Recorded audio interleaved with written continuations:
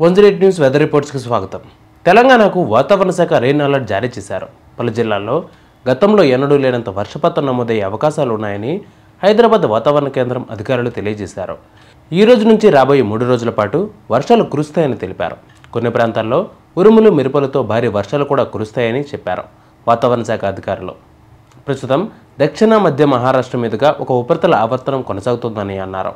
ఇది సముద్ర మట్టం నుంచి సగటున 5.8 కిలోమీటర్ల ఎత్తులో ఉందని, ఈ ఆవర్తనం ఎత్తు పెరిగే కొద్దీ నైరుతి దిశగా వంగి పయనిస్తూ ఉందన్నారు.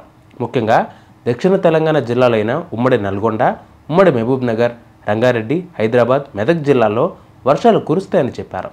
ఖమ్మం, వరంగల్ జిల్లాల్లోనూ వర్షాలకు ఛాన్స్ ఉందని చెప్పారు. ఈ మేరకు ఆయా జిల్లాలకు యెల్లో అలర్ట్ జారీ చేశారు. దక్షిణ జిల్లాలతో పాటు ఉత్తర ప్రాంతంలోని కొన్ని చోట్ల మోస్తరు వర్షాలు కురిసే అవకాశం ఉందని చెప్పారు. 1-2 చోట్ల భారీ వర్షాలు కూడా నమోదయ్యే అవకాశం ఉందని అన్నారు. ఉత్తర ప్రాంత జిల్లాల్లో నేడు ఉరుములు మెరుపులతో కూడిన వర్షాలు కురిసే అవకాశం ఉందని చెప్పారు.